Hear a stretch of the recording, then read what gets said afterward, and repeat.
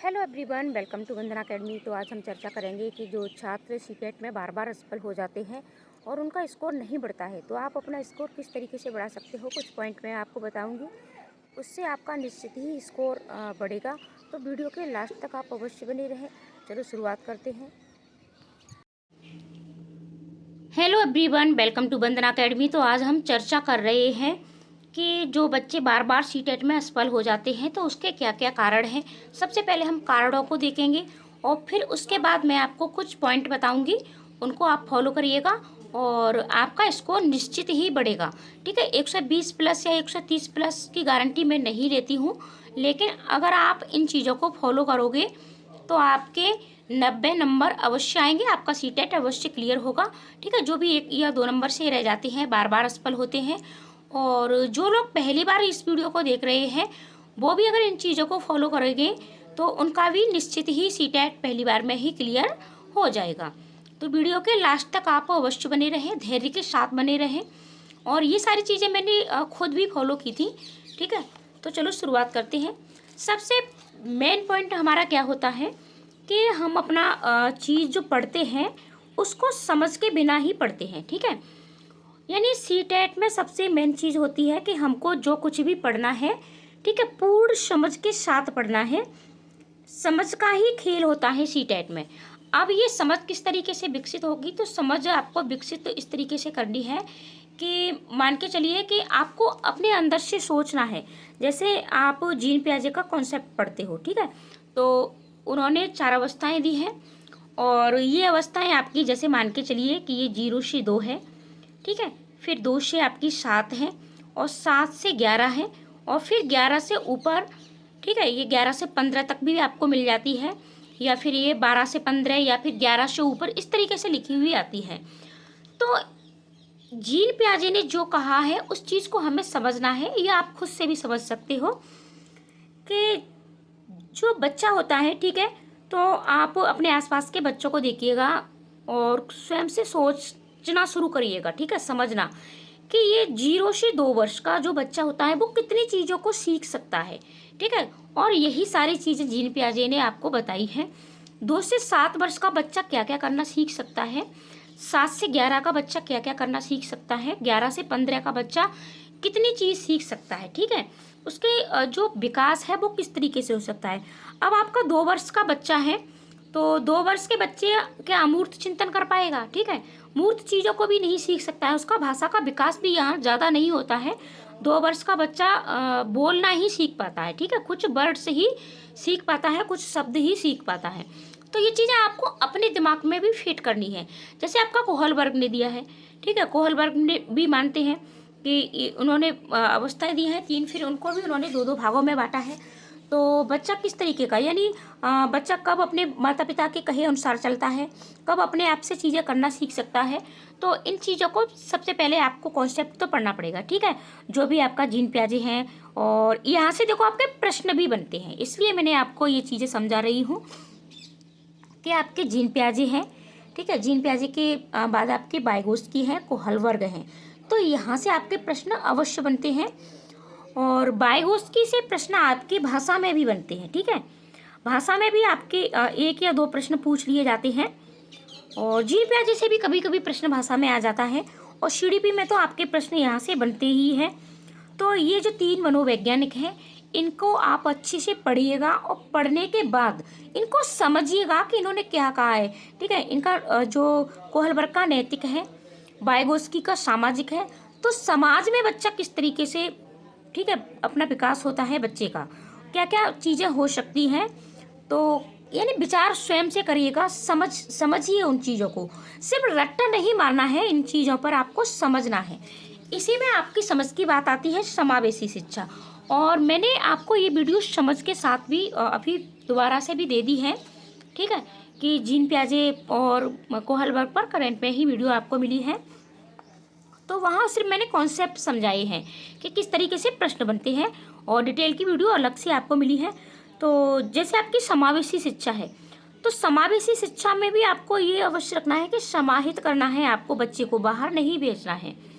तो ये सारी चीज़ें हैं आपको। जेंडर, तो जेंडर से भी आपके प्रश्न बनते हैं। ठीक है। जेंडर से भी आपके प्रश्न बनते हैं, तो जेंडर की भूमिका भी आपको पता होनी चाहिए। आपको इसमें भेदभाव बिल्कुल भी नहीं करना है, ठीक है।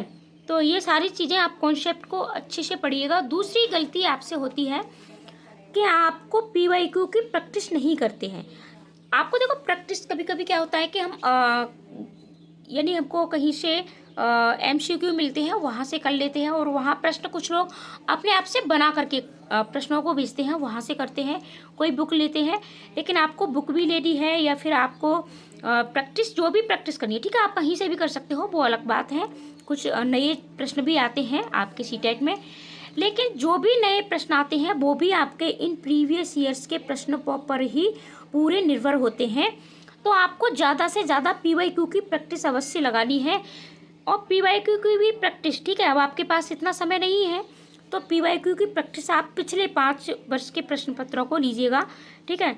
और जैसे आपने 2024 का लिया है, ठीक है, 24 की प्रैक्टिस लगाइएगा, और आप 23 की लगाइएगा, 22 की लगाइएगा, 21 की लगाइएगा, ठीक है। इस तरीके से यानी आपको लास्ट वाले प्रश्न पत्रों को लेना है और इनकी प्रैक्टिस अवश्य लगाइएगा। और साथ ही साथ आपको यहाँ भी सारी चीज़ें अवश्य देखनी है। इन जब भी प्रैक्टिस आपको लगाएं तो सिर्फ प्रैक्टिस लगाने में सबसे पहली बार जब हम प्रैक्टिस लगाते हैं तो हो सकता है आपके, जब आप पहला प्रश्न पत्र लगाएं तो आपके 60 नंबर आएँ, ठीक है। दूसरे दिन आप लगाओगे तो ठीक है, ये स्कोर आपका बढ़ेगा, 70 आए। और अगर आपका ये नहीं बढ़ता है, ठीक है, दूसरे दिन भी आपके 60 ही आ रहे हैं, तो फिर आपको क्या करना है, फिर आपको जो प्रश्न आपसे नहीं आए हैं उनके कॉन्सेप्ट को अवश्य पढ़ करके, ठीक है, कॉन्सेप्ट पढ़ करके आपको PYQ की प्रैक्टिस लगानी है। 60 नंबर आपके आए हैं, अच्छी बात है, इस 60 नंबर को अलग से उठाइए। जो प्रश्न आपसे नहीं आए हैं, ठीक है, उनको कॉन्सेप्ट पढ़िएगा, उस टॉपिक को पढ़िएगा। पढ़ने के बाद फिर से आपको उनके उत्तर नहीं देखने हैं, आपको फिर से आपको उनको लगाना है, और फिर आप अपना स्कोर देखिएगा कि आपका स्कोर बढ़ा। उन प्रश्नों में आपने कितने प्रश्नों को सॉल्व कर पाया। चाहे तो आप पूरा प्रश्न पत्र लगाइएगा, ठीक है। और PYQ की प्रैक्टिस करनी है, एक ही प्रश्न पत्र को आप 2-3 बार लगाइएगा, तो चीज़ें अच्छे से समझ में आती हैं। फिर क्या चीज़ होती है, एक मेन कारण आपका ये भी होता है कि भाषा के प्रश्नों को छांटना नहीं सीखते हो आप अपनी भाषा के सेक्शन पर मतलब समय नहीं देते हो। देखो भाषा आपकी 2 होती हैं, और चाहे आपकी हिंदी और अंग्रेजी हो, चाहे आपकी अंग्रेजी हिंदी हो, इस तरीके से बच्चे लेते हैं, या फिर आपकी दूसरी भाषा संस्कृत भी होती है। तो देखो इसमें पेडागोजी जो आपकी आती है, तो पेडागोजी आपकी भाषा में दोनों सेम ही होती हैं, कुछ पॉइंट अलग होते हैं। तो पेडागोजी पर पकड़ बनाइएगा भाषा में, और पेडागोजी के जो आपके 15 नंबर आते हैं, और इन 15 नंबरों को आप आसानी से ला सकते हो। और इसके लिए टैग वर्ड्स आपको भाषा के दिए जा चुके हैं। टैग वर्ड्स की वीडियो आपको अवश्य देखनी है, और टैग वर्ड्स, ठीक है, और टैग वर्ड्स आपको सिर्फ भाषा के ही नहीं, आपको प्रत्येक सब्जेक्ट के अवश्य आने चाहिए। और टैग वर्ड्स की वीडियो आपको दी जा चुकी है, आप उसे अवश्य देखें, प्लीज़ अवश्य देखें। अगर आप चाहते हैं कि आप CTET पास करना चाहते हैं तो टैग वर्ड्स की वीडियो आप अवश्य देखें। अगर आपको टैग वर्ड्स नहीं आते हैं तो फिर पेडागोजी के जितने भी प्रश्न आपके आएंगे आपके गलत अवश्य होंगे। और पेडागोजी आपकी 75 नंबर की आती है, और पेडागोजी के ये जो 75 नंबर है वो आपको फ्री के मिलते हैं, एक तरह से मान के चलिए। और पेडागोजी में अगर आप 60 नंबर भी लेके आते हो तो फिर CTET पास करने से आपको कोई भी नहीं रोक सकता है, ठीक है। तो आप टैग वर्ड्स अवश्य देखें, और पेडागोजी के प्रश्नों की अवश्य प्रैक्टिस लगाएं, ठीक है। पेडागोजी आपको प्रत्येक सब्जेक्ट की अवश्य आनी चाहिए, तो इसके लिए आप इसके टैग वर्ड्स प्रत्येक के अवश्य देखें। और प्रत्येक वीडियो आपको मिल भी चुकी है टैग वर्ड्स की, आप टैग वर्ड्स प्लेलिस्ट में जाकर के अवश्य देखें, ठीक है। अगर आपको प्लेलिस्ट देखना नहीं आता है तो जो भी चैनल का लोगो होता है उस पर आप क्लिक करेंगे तो डैशबोर्ड खुलता है, और वहाँ आपको प्लेलिस्ट मिल जाती है, तो वहाँ प्लेलिस्ट पर क्लिक करिएगा, और फिर नीचे आपको सारी प्लेलिस्ट मिल जाएंगी। तो टैग वर्ड्स अवश्य पढ़िएगा। आपको टैग वर्ड्स निकालना नहीं आते हैं, टैग वर्ड्स नहीं पढ़ते हो, ये भी गलती होती है। और फिर इसके बाद आपके छांटने के लिए पैसेज आते हैं, तो प्रश्नों को छांटना भी सीखिएगा। और एक दिन, ठीक है, एक दिन आप अपने पूरी ग्रामर के लिए अवश्य दीजिएगा, क्योंकि ग्रामर आपने ये सारी चीज़ें पहले से पढ़ी हैं। और अगर आप पहले से ठीक है पढ़ी हुई होती है, ग्रामर आपकी ज़्यादा नहीं आती है, लेकिन फिर भी आपके 3 से 4 प्रश्न, ठीक है, दोनों की बात करें तो 3 से 4 प्रश्न अगर आपने इंग्लिश ली है तो अपनी ग्रामर अवश्य दीजिएगा, ठीक है। और इसमें भी आपको व्याकरण अवश्य पढ़ना है। इसमें आपके जैसे कारक पूछ लिए जाते हैं, प्रत्यय पूछ लिए जाते हैं, कभी कभी संधियाँ पूछ ली जाती हैं, और इस तरीके से आपके छोटे छोटे प्रश्न आते हैं, कभी कभी समास पूछ लिए जाते हैं। तो एक बार आपको ग्रामर का भी रिवीजन अवश्य करना है। और तो वहाँ से, क्योंकि आपके मान के चलिए आपका प्रश्न पत्र आप असफल ही 1 या 2 नंबर से होते हो, तो आपके लिए एक एक नंबर बहुत ज़्यादा यानी महत्वपूर्ण है, बहुत ज़्यादा आपको इसकी वैल्यू है, ठीक है। तो इसको भी आप देखिएगा। और भाषा के सेक्शन पर आप ज़्यादा से ज़्यादा प्रैक्टिस लगाइएगा, क्योंकि इसमें आपका टाइम ज़्यादा लग जाता है।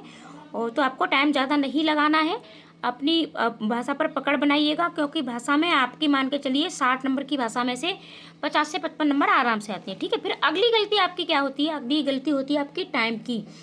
आप टाइम मैनेज नहीं कर पाते हो। आपको अपनी OMR भरना अवश्य आना चाहिए, ठीक है। OMR भरना किस तरीके से आपको भरनी है, तो इस पर वीडियो पहले जो आपका सीटेट हुआ था उस पर भी दी जा चुकी है, आप वहाँ से देख सकते हैं, ठीक है। और जल्द ही आपको 1 या 2 दिन में आपको इस पर वीडियो फिर से मिलेगी, ठीक है। तो OMR भरना आपको अवश्य आना चाहिए। एक तो यहाँ गलती हो जाती है, और ये भी मतलब फेल होने का एक मुख्य कारण होता है। अगर OMR शीट भरने में आपसे गलती होती है तो यहाँ भी आप फेल हो जाते हो। डिटेल भरने में जो भी गलती होती है आपकी, करेक्शन भी नहीं होता है अब तो ये भरना आना चाहिए। और साथ ही साथ मतलब यहाँ भी आपका टाइम लग जाता है, तो इसको आप पहले से भरना सीखिएगा, ठीक है। और सबसे मेन गलती होती है कि आप तनाव पाल लेते हो, अभी से पाल लेते हो। अभी आपके पास 10-15 दिन है, 10-15 दिन में आप फुल फोकस के साथ पढ़ सकते हो। और ये जो हमारी स्टडी होती है फुल फोकस के साथ, यहाँ हम चीज़ों को बहुत अच्छे से सीखते हैं। तो फुल फोकस के साथ पढ़िएगा, अपने आप को समय भी दीजिएगा, ठीक है, समय भी दीजिएगा। और एक सबसे बड़ी गलती होती है कि आप अपना सिलेबस ही नहीं पता होता है कि हमको पढ़ना क्या है। तो सिलेबस आपको अवश्य अपना एक बार पता होना चाहिए। देखो EVS में आपको एक दिन में, ठीक है, मात्र एक दिन में आप इसकी NCERT की बुकें पढ़ सकते हो, NCERT की बुक अवश्य पढ़ सकते हो, ठीक है। तो आप पढ़ लीजिएगा, यहाँ से आपका कॉन्सेप्ट क्लियर हो जाएगा। और यहाँ पढ़ने में आपको थोड़ा टाइम भी लग सकता है, लेकिन क्या होता है NCERT पढ़ने से चीज़ें एकदम से समझ में आती है। फिर इसके बाद आप वन लाइनर पढ़ते हो या कोई भी चीज़ पढ़ते हो तो बहुत अच्छे से समझ में आती है।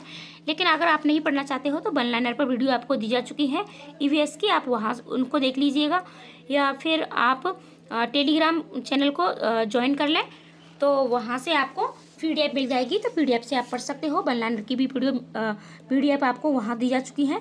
तो EVS के 15 नंबर तो आपके पूरे इसी से आते हैं, NCERT से। 15 नंबर की आपकी पेडागोजी आती है, तो टेक वर्ड्स आपको आने चाहिए, ठीक है। तो सिलेबस आपको अवश्य अपना एक बार देखना है कि सिलेबस में क्या क्या चीज़ें हैं। आप चाहें तो मैराथन देख सकते हो एक, ठीक है, लेकिन आपको सिर्फ मैं तो ये चाहती हूँ कि CDP की ही मैराथन देखिएगा।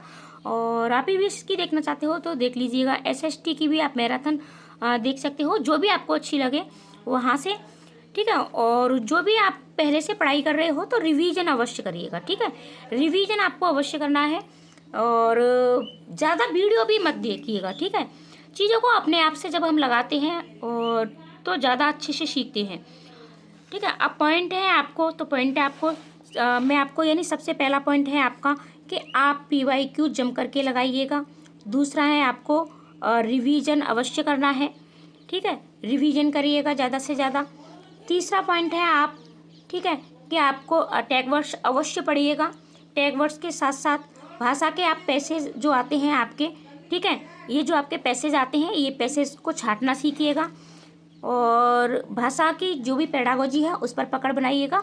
चाहे तो भाषा पेडागोजी की प्लेलिस्ट में आपको वीडियो दी जा चुकी हैं, आप उन्हें अवश्य देखें, ठीक है, आप देख सकते हैं। तो अन्यथा आप क्या करोगे कि जो भी भाषा पैसेज के बाद पेडागोजी के प्रश्न आते हैं तो उन पेडागोजी के प्रश्नों को आप अवश्य लगाएं। और साथ ही साथ आपको 5 प्रैक्टिस सेट, ठीक है, प्रीवियस ईयर के 5 प्रैक्टिस सेट अवश्य लगाने हैं और पूर्ण टाइम के साथ लगाने हैं आपको, टाइम मैनेज के साथ, ठीक है, टाइम मैनेज के साथ आप अपने इन सारी चीज़ों को लगाइएगा और देखिएगा आपका सीटेट अवश्य क्लियर होता है। आप अभी भी क्या कर सकते हो कि डेली अपना स्कोर जांचिएगा और स्कोर डेली बढ़ाने की कोशिश अवश्य करिएगा। ठीक है, पहले दिन में आपके 60 आते हैं, दूसरे दिन आपके निश्चित ही 70 आएंगे। ठीक है, 70 नहीं आएंगे तो 65 आएंगे। ठीक है, मान के चलिए 65 आ जाते हैं आपके, कोई बात नहीं है, 65 आते हैं आपके। ठीक है, तीसरे दिन आपके 70 आएंगे, चौथे दिन आपके 75 आएंगे, पाँचवें दिन आपके, ठीक है, 80 आएंगे। फिर इसके बाद आया नहीं 5-5 नंबर तो आप बढ़ा ही सकते हो। और इस तरीके से अब देखो क्या होता है कि कुछ बच्चे कहते हैं कि मैथ में हम कमज़ोर हो जाते हैं। अरे मान के चलिए कि मैथ में आपके, ठीक है, कुछ बच्चे इसको, तो ये आपको नहीं आता है तो इसे सबसे लास्ट में रखिएगा, सबसे लास्ट में रखिएगा और मैथ पेडागोजी की आप थोड़ी सी ज़्यादा प्रैक्टिस कर लीजिएगा। तो 15 में से आपके 10 नंबर तो पेडागोजी के आएंगे। अरे हम 10 भी नहीं आएंगे कोई बात नहीं है, आपके 8 आएंगे, 8 नंबर इसमें से आपके मैथ के पेडागोजी के आ जाते हैं। और मान के चलिए कि आपके 5 से 6 प्रश्न वहाँ भी आ जाते हैं। आपके 12 नंबर और 14 नंबर भी अगर मैथ में से आप लेके आते हो तो भी आपकी कोई भी बात नहीं है। आपकी कोई किसी एक सब्जेक्ट में कम नंबर आते हैं तो कोई बात नहीं है, आपकी बाकी की चीज़ों में आप अपने फोकस करिएगा जो चीज़ आपकी अच्छी है। ठीक है, आप अपना एक टारगेट करिएगा कि अभी प्रैक्टिस लगाते समय जैसे आप सीडीपी की प्रैक्टिस लगाते हो तो सीडीपी में सबसे पहले दिन आपके 20 नंबर आए हैं, अगले दिन जो चीज़ें जहाँ से प्रश्न नहीं आए हैं उन चीज़ों को पढ़िएगा और दूसरे दिन आप 25 नंबर लाने की कोशिश करिएगा। ठीक है, तीसरे दिन आप 27 नंबर लाने की कोशिश करिएगा, चौथे दिन आप 28 नंबर लाने की कोशिश करिएगा। इस तरीके से आप कोशिश करिएगा जहाँ प्रश्न जो चीज़ आपकी अच्छी है, जिस चीज़ में आपकी पकड़ है।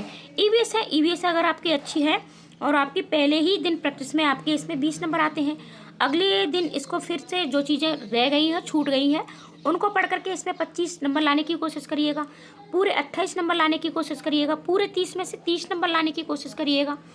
तो जो चीज़ें अच्छी हैं उनमें आप ज़्यादा फोकस करिएगा और जो चीज़ें नहीं आती हैं, आप देखो जो चीज़ें नहीं आती हैं उसमें ज़्यादा अगर आप ध्यान देते रहोगे तो जो चीज़ें आपकी अच्छी हैं, ठीक है, वो छूट जाती हैं और ये भी एक फेल होने का एक मुख्य कारण होता है।